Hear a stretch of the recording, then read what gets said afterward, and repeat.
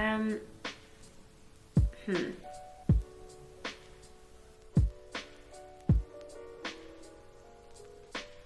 Welcome to my channel. My name is Maud Maria. I'm so happy to see you here. I own my own business and so far I only made 2 videos, this being the second one. The first one was a try on haul of the first collection of my clothing brand, and this one will be a video about how to start your own business. So yeah, let me know if there's anything you want me to talk about or share or anything like that. I just thought if my steps could help anyone out there that really wants to start their own business or have their own clothing brand, then I'd be so happy, because when I was starting a year ago, it would have been so helpful to have someone share their steps on how they started their own business, because it was not that much help to find, I felt like, and I had to spend a lot of time figuring it out all on my own. So what word do I use for that? Do you want me to sit around? No. No, I don't. Sit right there. I won't. Oh.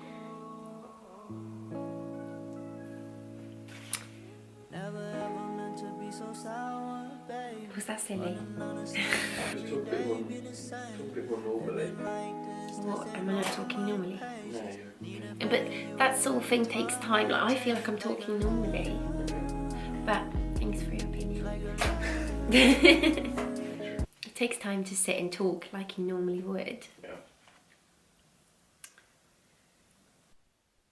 Step 1, just start. So when I started my own business, I was really thinking about it for such a long time, and I think for many people it could feel like there's never a right time to do it, but my first step is definitely just go for it, because there never will be a time where you think, oh, now I have all the time I need, now I have all the save up money I need.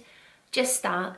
Just, even if you don't have the money to start, just start doing the research, start looking around, start plotting down your business plan, anything like that. And the more you do, the more you will realise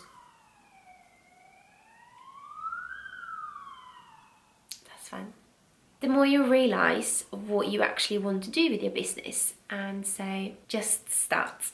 Step 2, find your passion. So I think one of the most important things when starting your own business, it should be something that you love doing. So something that you're very passionate about. I absolutely love having my own business, and for me, doing work every day for that is really fun. I just find it so rewarding and so fun to do. You know what they say, love what you do and do what you love and you'll never work a day in your life. And having your own business, it's a lot of work. It is a lot of trying and maybe not figuring out straight away, but you just keep going. And if it's something you're passionate about, I think it's much easier to keep working hard and keep trying, even if it's going to be difficult times. It's going to be times where you think, am I able to do this at all? If it's your passion, I think it honestly makes it so much easier and so much more fun. Step 3, do your research. It's very important, I think, that you do your research. Look into what's already out there. What kind of business do you want to start? Are there any other businesses doing sort of the same thing? What could you do to improve what they're already doing?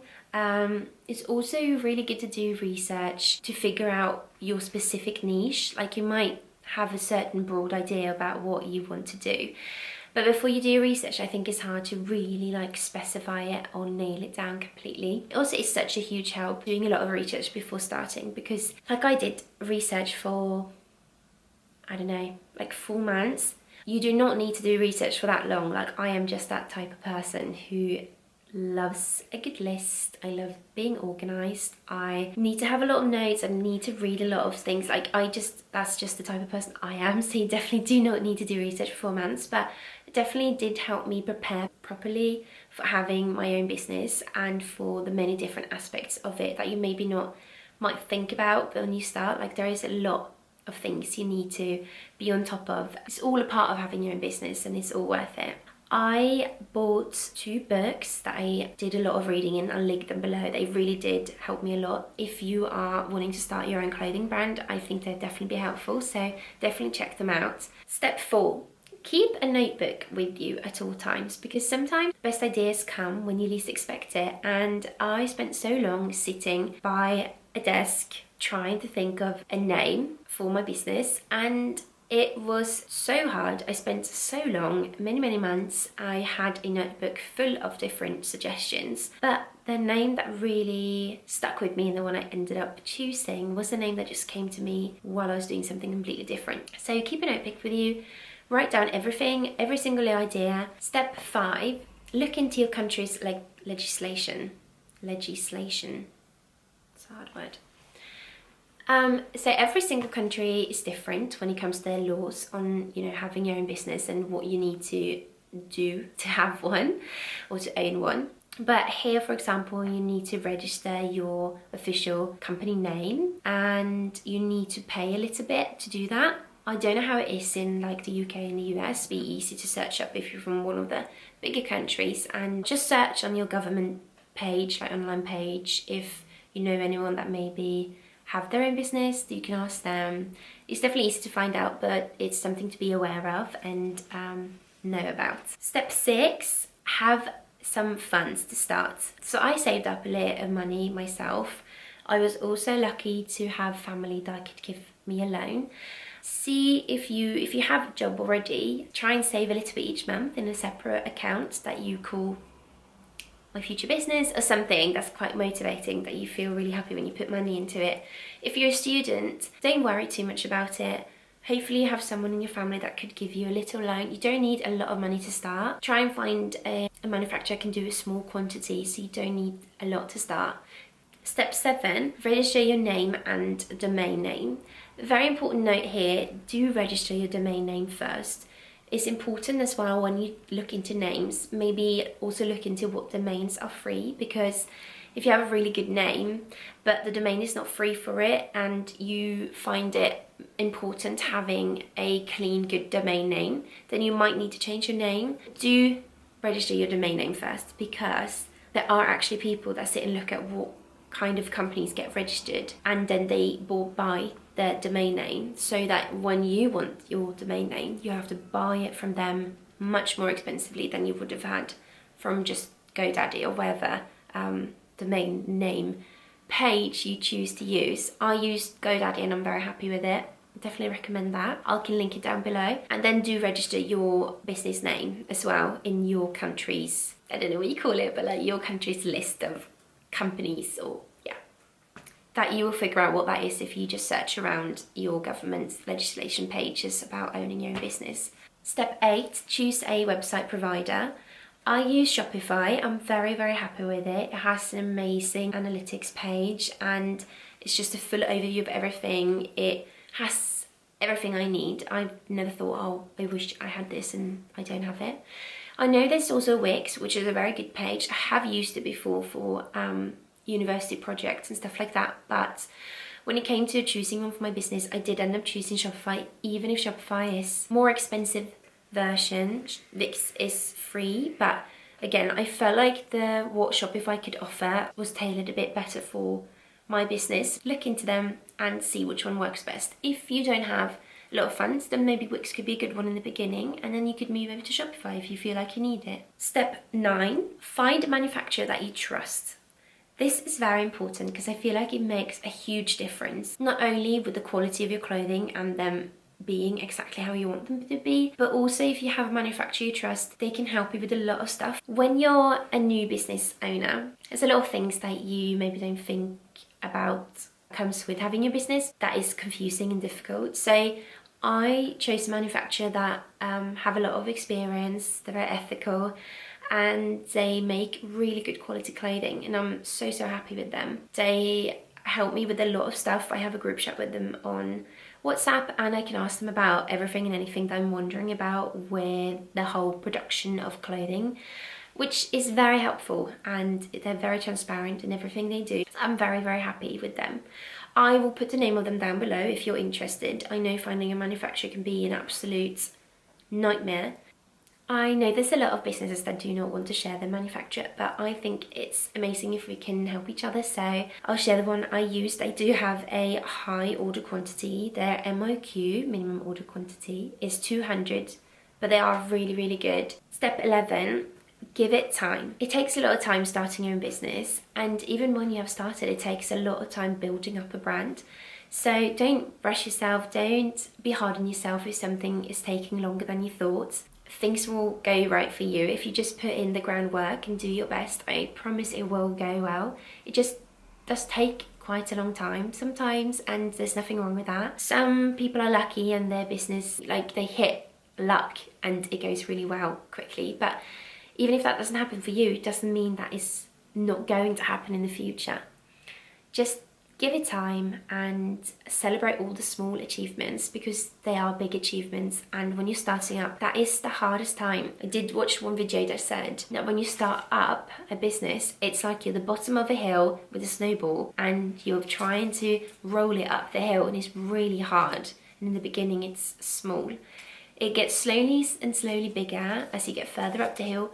But when you get to one point, then it starts rolling downhill by itself and gets bigger by itself. So the beginning of starting your own business is definitely the hardest part, and just keep doing put in the groundwork and do your best, and it will work out.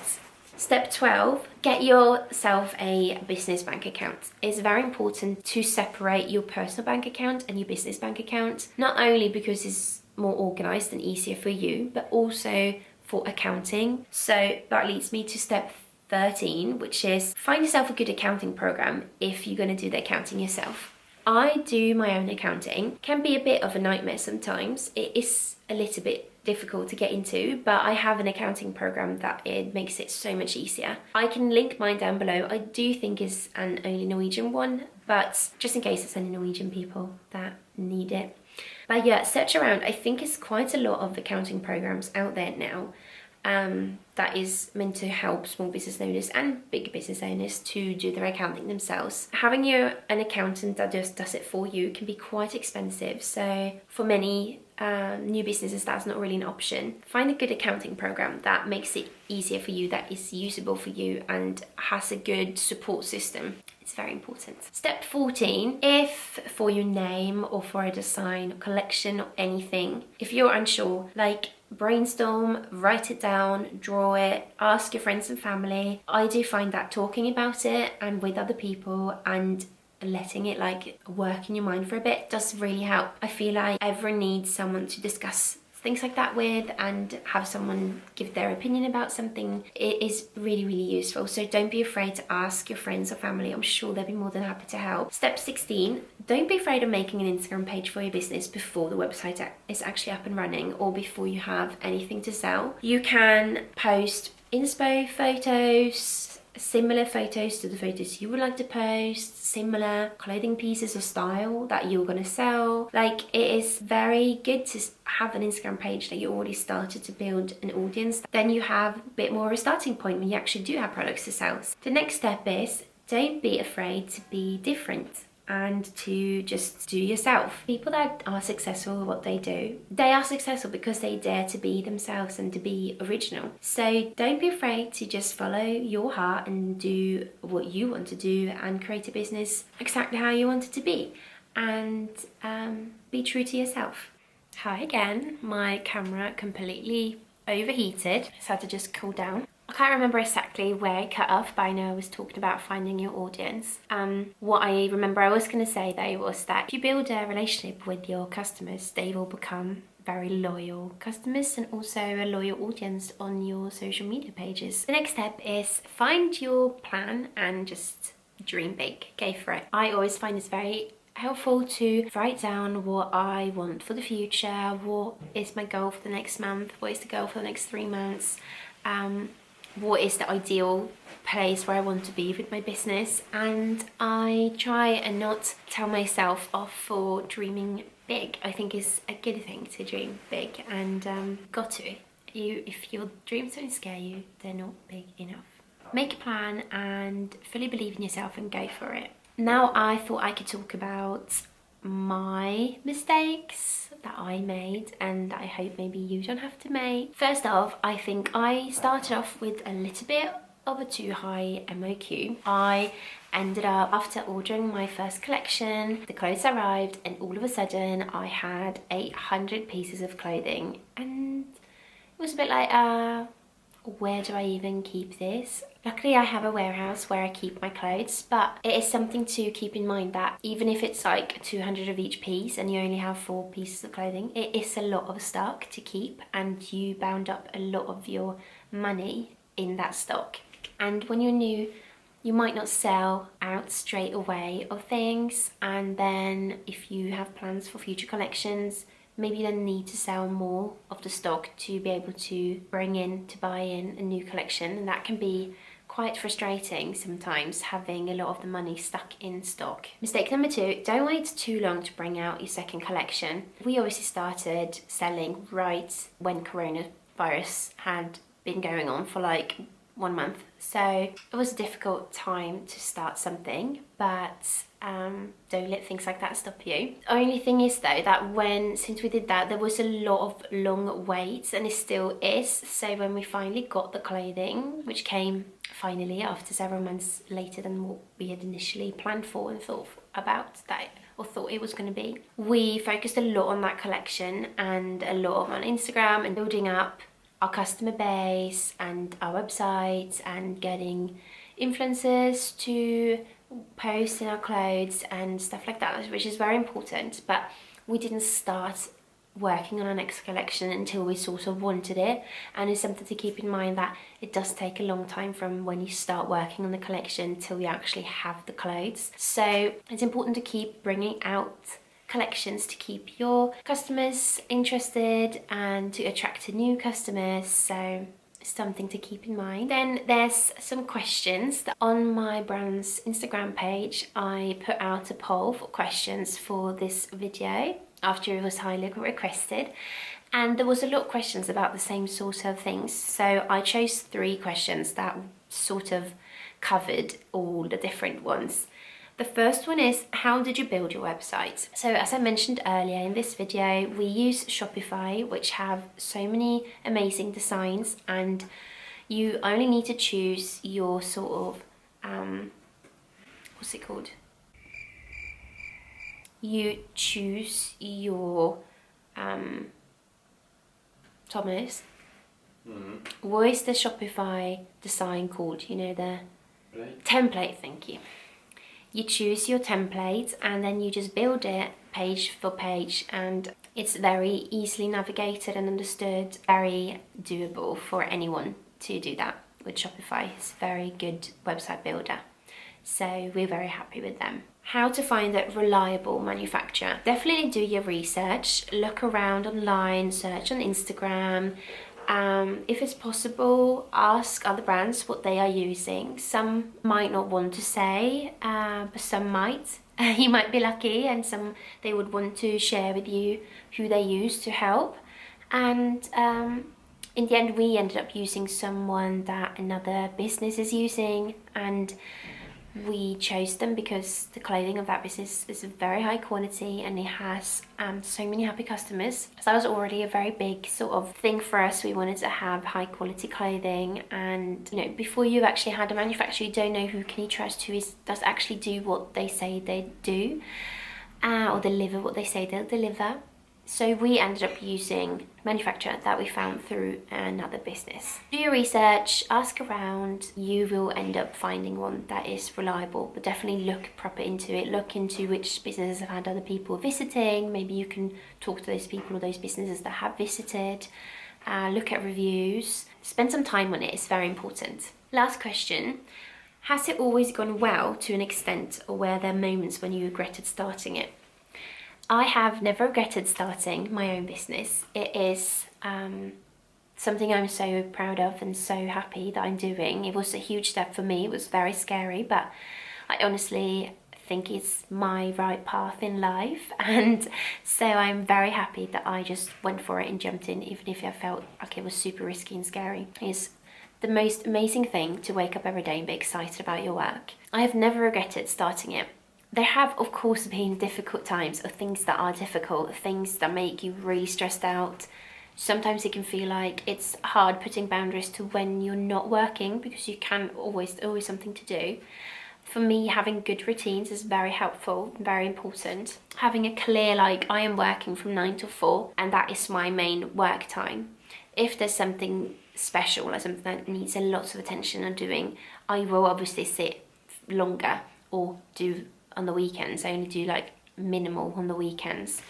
But I think it's good to have a clear divide between your free time and your work time. Obviously with the coronavirus, like I mentioned earlier, there obviously are unforeseen things that you couldn't have thought about that will happen, but I think it only makes you stronger and makes you build an even stronger foundation of your business. And so even if there's hard weeks, hard times, maybe you're not selling as much as you wanted, maybe there's one thing that you thought was going to sell really well and it doesn't, don't worry. Like, every single business will have had these problems, and every single business owner will have gone through these things and learned from it. And I think the only thing you can do with things like that is learn the lesson from it and move on. Like, don't be hard on yourself. Don't think, oh no, nothing's going to work now because of this, or oh, it was a huge mistake doing this. Just think that is all a part of your journey and ending up where you ideally want to be. So yeah, celebrate all the small wins, all the small achievements, all the hard work. Maybe even if you can't get paid for a while, like, I'm not, all the money goes into the business, I don't get anything paid from it.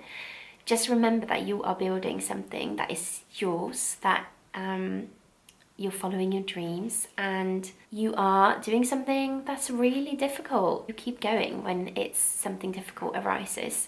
Work hard, give it time, don't be too hard on yourself, have good routines, do research, learn from others, and do be proud of yourself, because you're doing something so amazing, and your future self is gonna really thank you for following your dreams and to keep going if things get hard or difficult. So that's it of my steps and my mistakes I wanted to share and the questions I wanted to answer.